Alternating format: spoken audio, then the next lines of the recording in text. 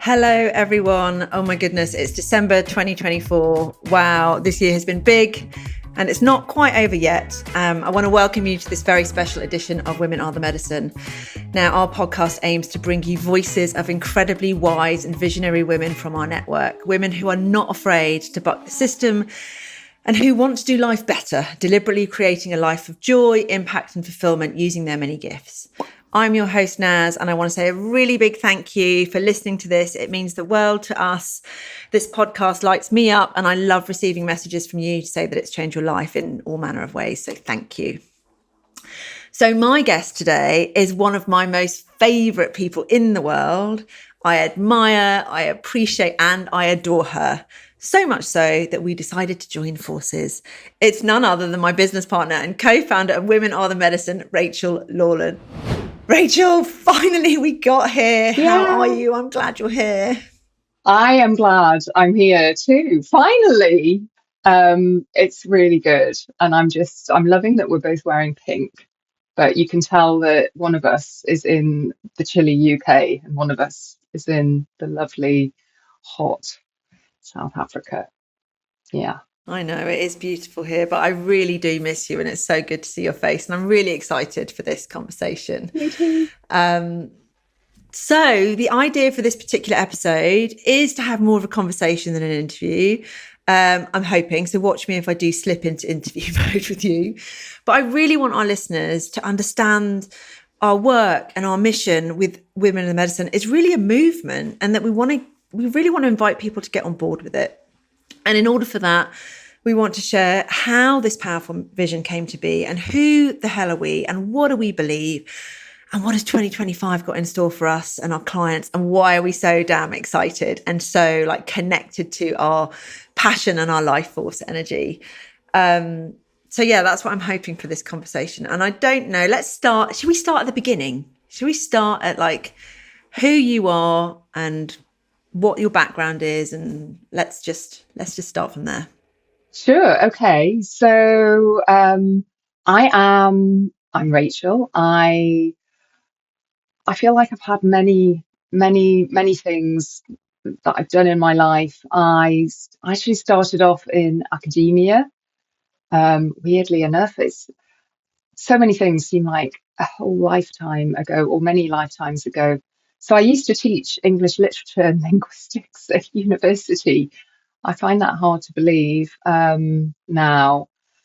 But that was really, at that point, it was about whether novels can change our minds, change our beliefs. And actually, I was writing about a South African writer at that point, just thinking about you being there now. And I think that this has been the theme that's gone through everything. I am obsessed with why we change, why we don't change, what keeps us stuck, the really strange things that can happen to us that change our beliefs and change who we are. So an early one for me was actually fiction and fictional worlds and how they can pull us in and then sort of do interesting, almost rewiring of what we think. I did that for a while. I went into the world of advertising and marketing, and that's obviously about. I got really interested in behavioral science, how you can get people to change, the science of persuasion, nudge theory. I took that into tech innovation for a while.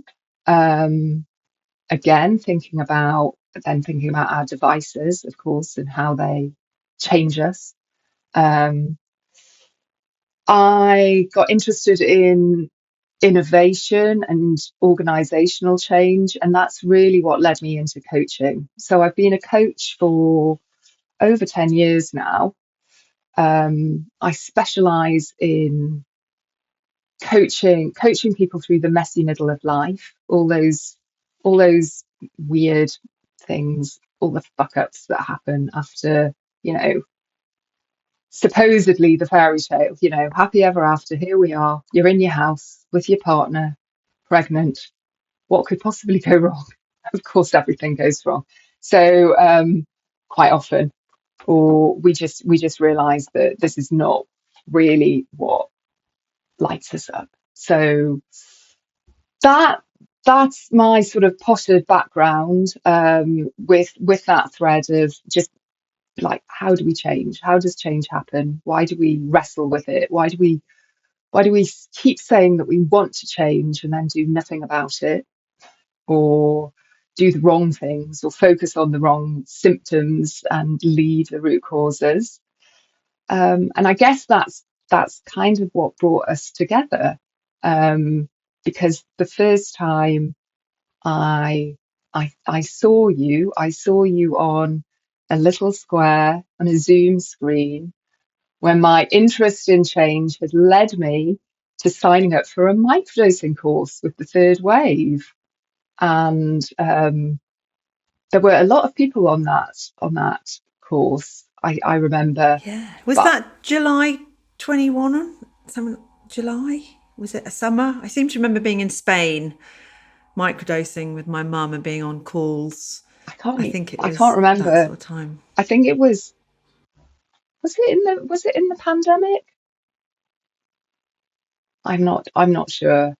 But I do remember it was one of those classic Zoom experiences where there's a sea of faces, and I've got ADHD, so I find it quite hard to concentrate. So my usual thing is, like, I look at everybody's, who's here that looks interesting, and I was like, oh, this woman looks interesting. Who's she? Nazreen. So I think right from the word go, I was like, interesting. Like, she looks like somebody it would be fun to have a chat with.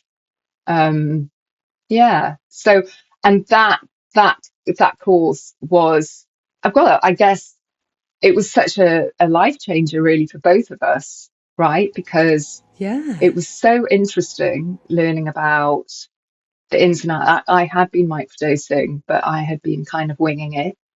So that was a very useful experience to sort of put me on a more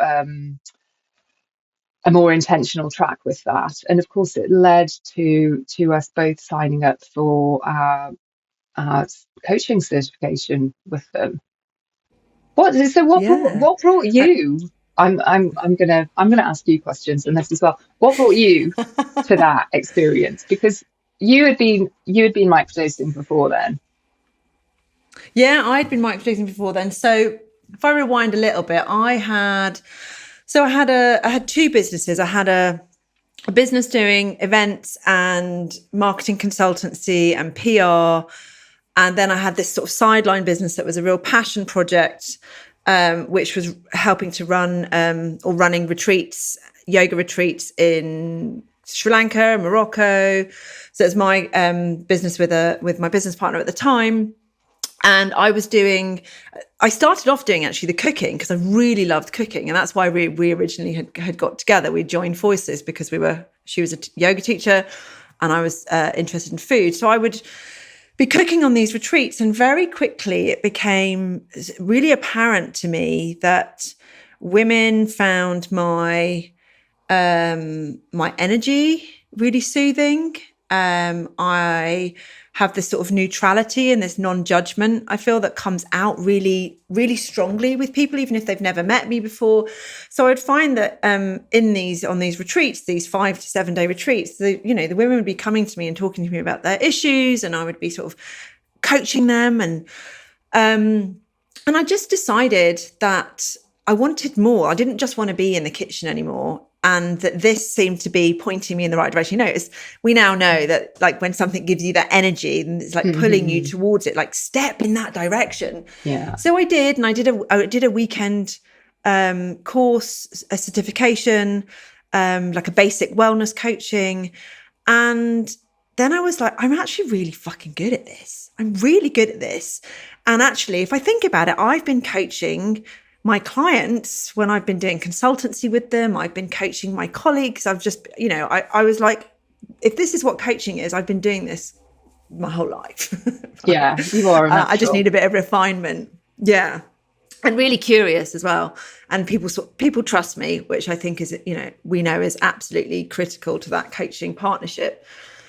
So I had, just before COVID, I had done this, was looking for something. I kind of wasn't satisfied with the marketing and PR and events. And I knew that the yoga retreats, the sort of being in the kitchen, that wasn't what I wanted to do. And I kind of actually felt a bit stuck. Like I knew that it wasn't right, but I didn't know what it was that I really wanted. I just wanted to have more impact. I knew that I wanted to be bigger. And yet there was this part of me saying, no, you stay small. You're not, the classic, you're not good enough. You're not smart enough. You're not ready. You're not like those other people who do this. So I picked up a book, A Really Good Day by Isla Waldman. I don't know how it came into my life actually, but I'm so glad that it did, because her story really inspired me to try microdosing. So in a nutshell, she had mood disorders, low mood, and she was desperate to try and find a way to alleviate this. So she started microdosing with LSD, and her experience was that it completely changed, yes, her mood, but also her relationship, her place in the world, her ability to be bolder, be braver, be more authentic. And I was like, I want some of that. But the issue is, where do you get hold of this stuff? And so I parked it for a bit. And then I happened to meet at the gym a woman who had been an LSD chemist, which I've never met another one since. And she was able to help me. And so I got hold of some and very ad hocly and randomly started microdosing, not really knowing what I was doing. I knew that it was safe. I didn't really know what else, and like in terms of protocols, I didn't have the degree of training that, we have now, obviously. And I really started to notice things shifting, like my anxiety around my purpose had kind of disappeared.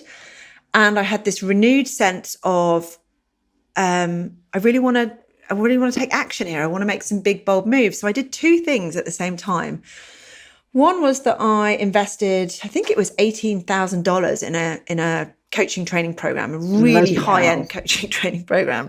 And I put it on my American Express. And I remember like saying to Norbert afterwards, babe, I've done this thing where I've invested in this training program and it's this much. And he didn't bat an eyelid. He was just like, sounds amazing, go for it. So I was like, I know, but in my heart of hearts, I was like, this is a lot of money. This, but it, obviously it worked.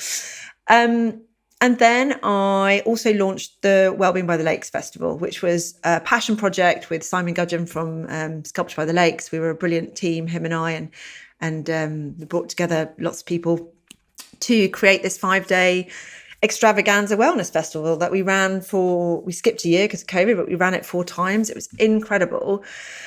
And literally within the space of, let's say, a year, I had touched the lives, my work directly through my coaching business that I launched in November 2019. I had touched the lives of thousands of people, maybe 4,000 or 5,000 people that had come through the doors at the Wellbeing Festival. I had hundreds of women, hundreds of clients working with me for my relationship coaching program.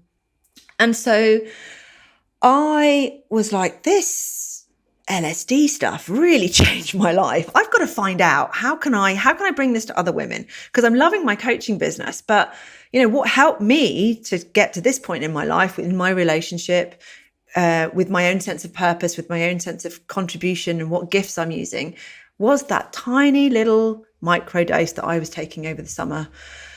And so I think I signed up to a newsletter from the Third Wave, and actually I signed up to the psychedelic coaching certification integration training before the microdosing, and then they gifted it to some of us. So I remember seeing you on the call because I always spot the Brits, and I'm like, gosh, she's really smart. She's always asking really, really good questions, which you still to this day do. I'm always like, amazed at the depth of knowledge that you have. But yeah, I was really, really inquisitive. And I like the fact that you were a little bit odd as well, Rach. I have to say, you did stand out. It's my special gift, my weirdness.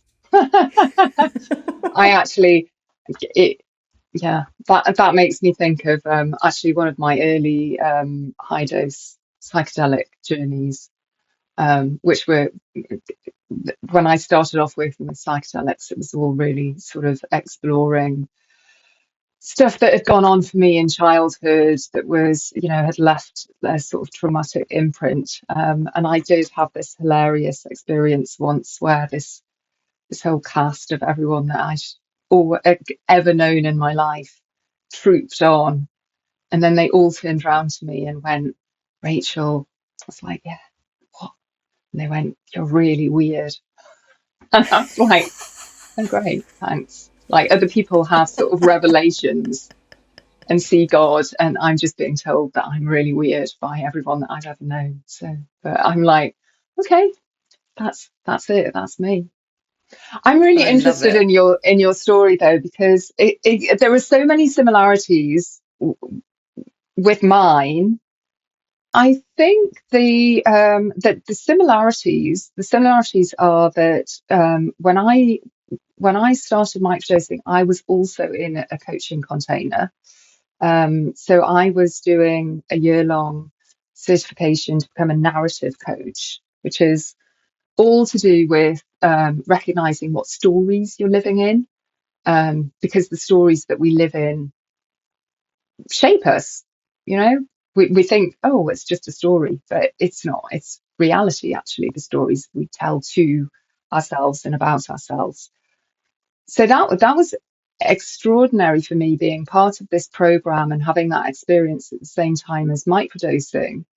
But I think the difference is that, I love it when you tell this story, and for you it was all about the doubt melting away and stepping into what was natural to you, actually, and what had always been waiting in the wings, just ready for you to grasp it. I think Yeah. the And just a note on that, mm, because I think this is important. I love you reflecting this back to me, because you're right. The things that came naturally to me, I was doubting because they did come yeah, effortlessly to me. I was good at them and I enjoyed it. And I thought that in order to be good at something, I had to go and study for it. I had to, kind of get qualifications for it, and I had to train in it. And it felt so that I was trying to fit myself into these other boxes, and feeling like I don't fit into that. Like, I look at my friends who are like lawyers and doctors, and I'm like, oh my God, that's just not like, it's not for me. But trying to fit myself into this narrower box that wasn't lighting me up. no. There are two really interesting things there, though, aren't there? Because, like, first off, none of us value what we're good at. We take it for granted. Oh, that it is like that old thing where I bring people together and put them at ease, and oh, like anyone can do that. No, they bloody can't. That's such a gift. So that, I think that's a really interesting one. It also, I think there's there's something here which a lot of us struggle with. I certainly did for years and years, which is there's this weird sort of belief that we have. Maybe it's because of our kind of Protestant, you know, what history, but something about the fact that work has to be a bit horrible and hard and unpleasant. Like, who wrote that rule? That is, and if you're not working hard, if you're not having to do endless certifications and qualifications and struggle with whatever your kryptonite. I mean, my kryptonite is spreadsheets. Like, I have taken statistics courses. I've put myself through. I'm just like, I can't do it. It makes my brain melt when I open Excel. But for years I thought, oh, this is what is what work is, this is what being grown up is about, and I've got to do something that's deeply unpleasant and I hate, which actually was modelled to me by my parents. So no surprises there.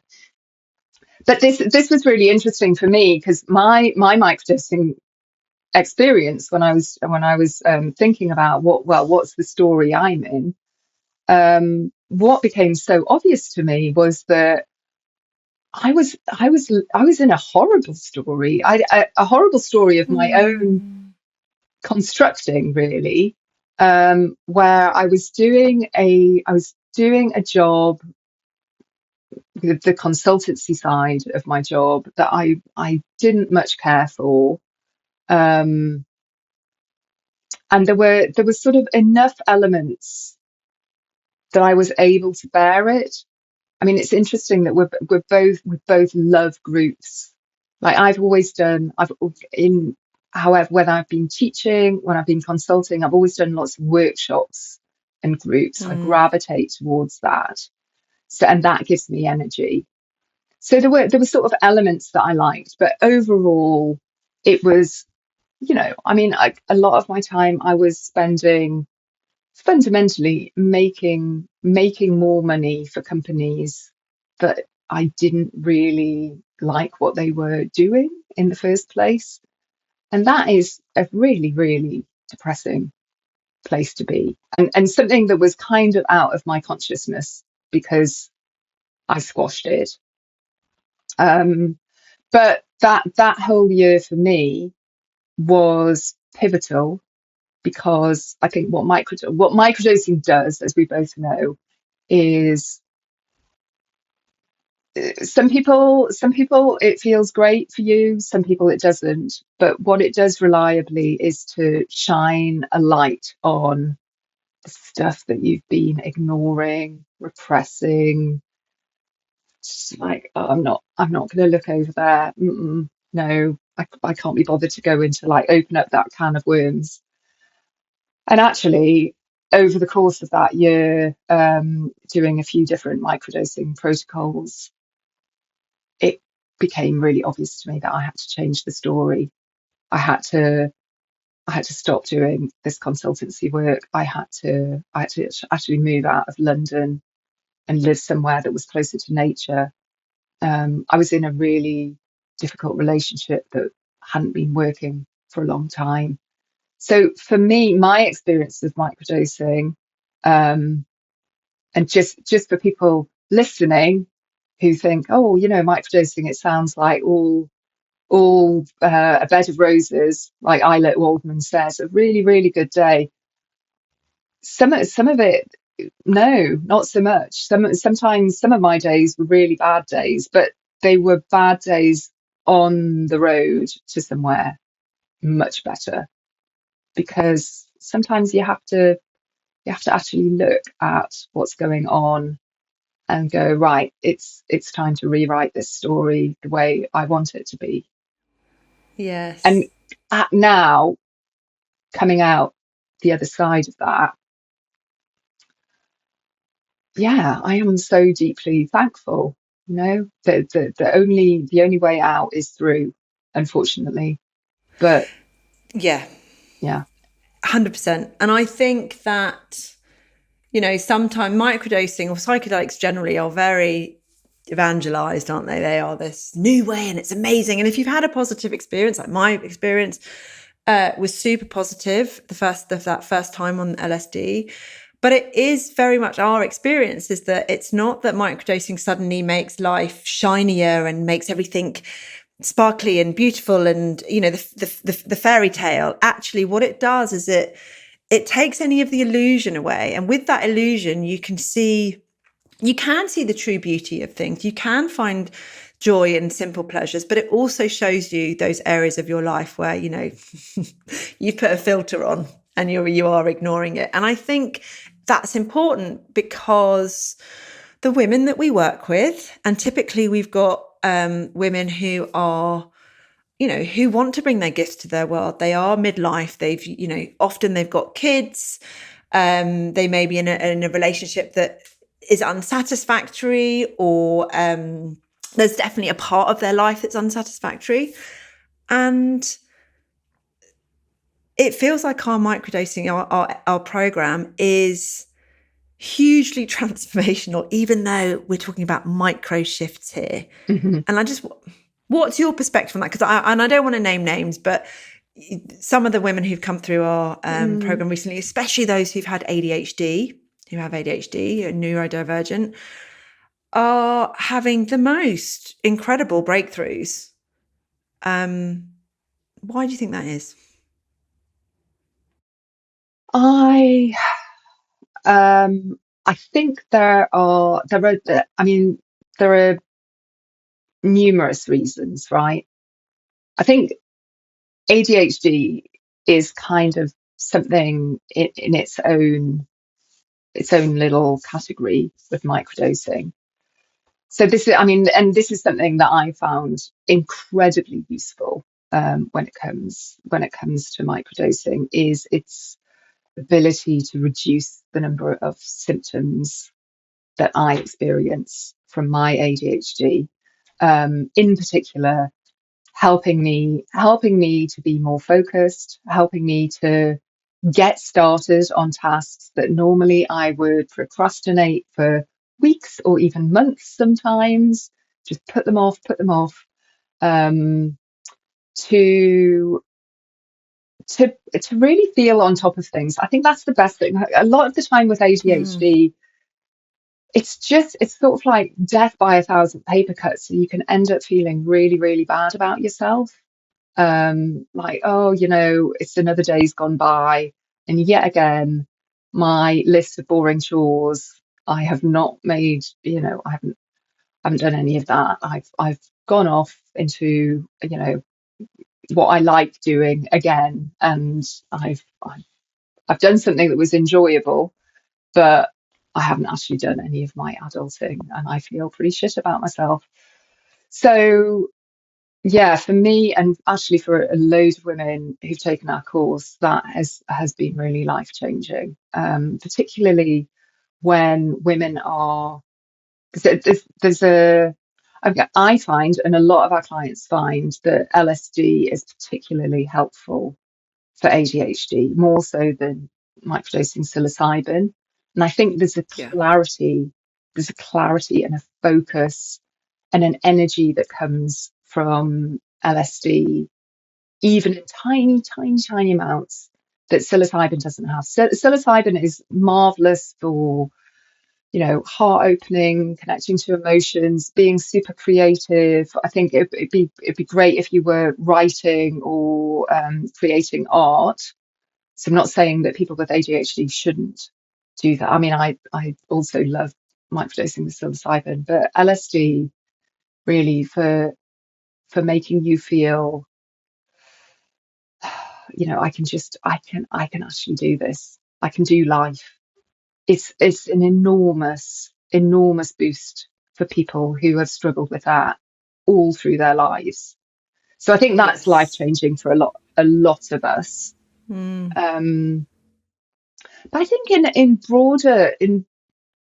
sort of taking the broader view of women who come and do Art of Microdosing with us, I mean, it does feel funny, isn't it? Because it's a short course. It's 8 weeks, and I think we're quite careful to manage expectations, because yes, we talk about, at the beginning, we talk about, what's your vision? How would you really like to experience life? What would that look like for you? And sometimes that's so extraordinarily different to how people are currently experiencing life. That you say, okay, this short journey, this first microdosing protocol, it's not going to get you there. Of course, you can't get there in 8 short weeks, but we're going to focus on an intention, and the intention is going to be your next best step. It's going to be the thing that's going to make the biggest change, the biggest boost in getting you closer to that vision. But then the interesting thing is that we say that, and then people start microdosing around their intention, And that is when people actually start having big revelations and realizations. They start suddenly seeing patterns that they have not been aware of really clearly, and sort of going, oh my goodness, this pattern, quite often it's patterns that they themselves have and experience. This is the pattern that's holding me back. I am holding myself back. So not, and it's not always that. Sometimes it is that realization of like, oh, you know what, this relationship that I'm in is going to have to change. We have had a few women having that realization, which of course is a really, it's a really deep and difficult place to Yeah. be. But Yeah. equally, we've seen them having, because the other thing is that microdosing will give you a little bit of help with making those changes in a really grounded Yes. and adult way. Yeah. And so these women sort of leaning courageously into what they need to sort out and coming out really triumphant on the other side. And so, Yes, yes, that's a it's, great word. yeah, Triumphant. They I'm, are. I'm Yeah. thinking of a few women this year who've, you know, just really triumphed, have come out the other side. Launched businesses and who have really honed in on their creativity and their gifts and have stopped, like some of the things is like about what you're no longer doing, and it's those small changes that have massive impact down the line. And I think for me with microdosing, what it does is it really gives you clarity of what your choices are. So it's showing you, yes, you can choose to stay in the old pattern or look at all of these other choices that you could make. So you no longer feel like you're on automatic. There is that degree of consciousness if you do it with intention. And I think that is important because, again, it's not a magic pill, which is why we're so passionate about doing it in community with coaching support. Because you're going to have to work through some internal resistance, because actually it's easy to stay patterned. Even though we don't like it, it is easier to stay in those patterns because it's familiar and we know it, and it's just like, driving the Mm, same way to your office every day. You can switch off, and that's what we're doing in life, right? We're abdicating our sense of presence into the future or thinking about the past. And I think microdosing really pulls us, if we allow it to, and we're conscious, intentional, it really pulls us into the present. And from that place, I love it that you call it adulting. We are that fully resourced adult, but we can also, it's not about being serious. There's also, when you're in the present moment, there's also a degree of playfulness that can come up, playfulness mhm. and creativity and boldness. And it's all of those things together that just feel magic. But if you're not paying attention and you're microdosing without a real protocol, without tracking, without support through the resistance, without a group of women to kind of have your back, there's a danger that you're not going to have that microdosing experience, and you might get some of Completely. the uplift of moods, but that's I think, you know, and even when women are doing our program, I think so we both noticed this. There's one or two women in every program who about halfway through or just past halfway through suddenly disappear. And that's a really interesting point, because that's when people have been microdosing for sort of maybe 2 weeks, 3 weeks, and they're starting to experience some of those shifts that you're talking about. But I love it because you've really nailed it there. What microdosing is doing is it's opening our eyes to the fact that really the only place that change happens is right here, right now. And actually, we all have agency over that. Microdosing helps us a bit to really seize that agency. But that's when resistance hits for many people. It's almost like you're being shown, okay, so this is how change happens. It's not about a grand gesture. It's not about something that's going to happen in the future. It's not even about your beautiful vision that you've created, but it is second by second, moment by moment. You have agency to take life-shaping decisions. And the more you practice that, it accumulates into something that is huge, and it's accumulated for both of us into something that's huge, into new business, into a new way of being, into new Yes. relationships. But yeah, it's interesting, again, going back to, my interest in change and why some of us resist it. We're human beings, we're programmed to sort of keep the status quo. That's a survival mechanism. And so sometimes when we start shifting, we'll see this with people. They're just, it will feel a little bit uncomfortable. And so they'll just take themselves out of the program, and we'll be messaging them saying, come back, come back. We're all here for you. We want to support you through this, but it's an interesting one, isn't it? Why do you think people Yes. find that so challenging? Just, it's not everyone, but it can be No, really gosh, no. challenging. It is challenging because I think here's the truth. We want our lives to change, right? We want a different outcome, but actually we don't necessarily want to undergo that change, because we know that in doing that, things have got to, like, either boundaries have got to be put in place, or we've got to Mhm. say no to things. We've got to prioritize ourselves. We've got to make decisions that go against our conditioning, right? Women always putting other people before themselves, and sometimes it's just easier to go, oh well, this feels a bit too hard, so I'm gonna step back.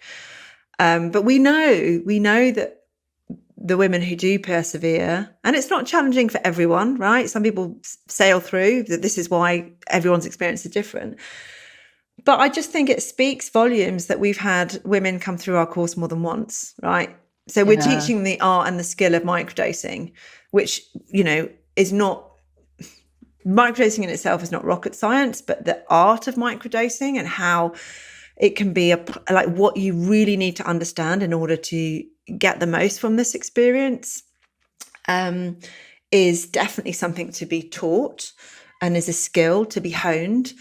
But people are coming for the community and the coaching and the process. Mhm. There's a real value. And if you duck out of the process because you think you know better, or you think something might not work for you, that sort of level of, it's kind of like superiority, a superior way of thinking. My way is better, or I know that this might not work for me. You kind of, those for us, as we know as coaches, when someone presents with that, it's like, this is the moment when you're going to break through, because you're working with that resistance, right? And you've got nothing to lose by sticking to it. And yet some people Mhm. do decide to step aside. Or those that come back are really grateful that we pulled them back in. Right? Exactly. But I think, it's tricky, because I think you nail it when you say that the resistance comes a lot of the time. What's happening for women in our program is that they are coming face to face with the way that their own patterns manifest in their life, right? That the way that they people please, for example, or their desire to control everything, to make everything perfect, to keep everything safe and managed and locked down. And they're coming face to face with that, and that can be challenging. And quite often we don't have good models for what the alternative is, right? Because we've always practiced that. When we say in our course, you are what you practice, and you're always practicing something. And if you have been practicing, as so many women do, putting other people's needs first and basing your self-esteem on that, because you need that sense of approval from other people that you're doing the right thing and that you're looking after everyone. How do you stop doing that? It feels, it's really grating. And you kind of need some ideas for, like, what do I say instead? Like, what is the script? Please tell me what words I can put in my mouth, because I have never said those words before. So this is why we go into, boundary work. And we actually, I love one of the things that you teach, Naz, on the course, that like different ways of saying no, is which is fantastic. And there's I don't know what, there's a great big list. There's about 30 of them. They're beautiful. I mean, that is something that so many of us need to learn. But Yes. this is why I love it being a small group, with a really tight community feel, in the WhatsApp group and on our group calls, because that's the way to melt resistance, isn't Hmm. it?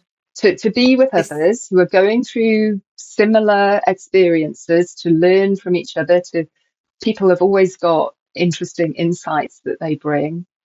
But yeah, to have those ideas for, okay, well, if I'm not going to be superwoman and literally doing everything, like, oh my God, what does that look like? How am I going to do that? How am I going to hand over the reins? How am I going to give back responsibility? Like, I need some help quite often yes. to be able to do that. Yes. Yeah. Oh, I love how you framed everything there. Yes, so it's our next cohort then is beginning in January. We're gonna have a little pause after this one, I think. So January the 15th is Hmm. starting, is the start date. 7 p.m. UK time. And I know we have limited spaces, but we do have a couple of spaces left. So if you're listening and you're like, I really want to find out more about that, our process is that we would invite you to complete a short medical intake form and then have a quick call with one of us just to see that you are a right fit. And I think that's really important, because microdosing isn't for everybody. And, people hear conflicting things about, whether you can microdose and if it's good for ADHD and how do you do it? Is it different? So I know that women generally are quite cautious when it comes to working with psychedelics. And part of our remit, I suppose, is to provide safe, reliable information for women so that they can make their own decisions around whether or not they want to do this work with psychedelics. Absolutely. And that's why it's not just a form, it's also a phone call. So Yeah. yeah, so everybody can have a chat and work out whether it's for them or not. Exactly. But I do feel, I mean, that said, and it absolutely is not for everyone, but I am, and I know we are both passionate about bringing this to more women, because actually, in terms of, I think this gets onto our wider mission. And really, I think that I would love to see more women microdosing, because it is such a powerful tool in anyone's arsenal to be able to really consciously shift life, shift the stories that they're living in to something of their own creation. It is so good at dissolving some of the false patterns and conditioning that we live in, that we grow up in as women, and that make it really hard for us to experience life the way we want to. So, and it is incredibly safe. I know we've all heard the horror stories about psychedelics, and they should be treated with respect. They're enormously powerful substances. But this is why microdosing is such a safe and accessible way to experience the benefits without having to go through one of those really disorientating experiences, right? Because it's subperceptual. You can get up, go to work, cook the kids tea, drive a car, all of that stuff. It's not like you're having any kind of psychedelic experience, but you are getting even at tiny low doses, these substances' ability to really enhance our natural neuroplasticity, our ability to learn and adapt. And so bring in new habits, new behaviors, new thoughts, new beliefs. That's really powerful. And I think that's something that women could use. That's why I feel so passionately about Fuck it. yeah. Yes, I 100% agree.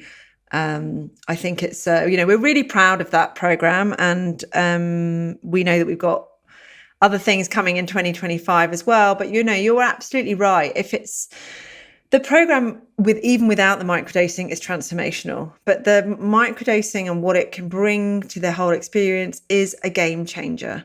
So, yes, we also have a free guide, a guide to microdosing for women. So everything we provide is always through the lens of it's women centric. It's always for women because we have a particular set of needs, a particular set of conditioning, and other considerations as well, because microdosing can be helpful to regulate our hormones, for example, and when we're having perimenopause, and help with the symptoms like brain fog. So we've put that guide together, and that is a free guide. And of course, if you're listening, you can just take a look at the show notes and you can just download that free guide, and you'll get some emails from us with some other instructions as well. So aside from that, if you have any questions about microdosing and psychedelics, other than where to source, because that is a question that we will never answer, then you can just message us through our website. We'd love to hear from you. And thank you so much. Okay, so we're going to take a break here, and we'll be back in the next episode talking all about how we created Women of the Medicine and what the founding principles are behind it and what we've got coming in 2025. So you are really not going to want to miss that episode. So cannot wait to see you on the other side.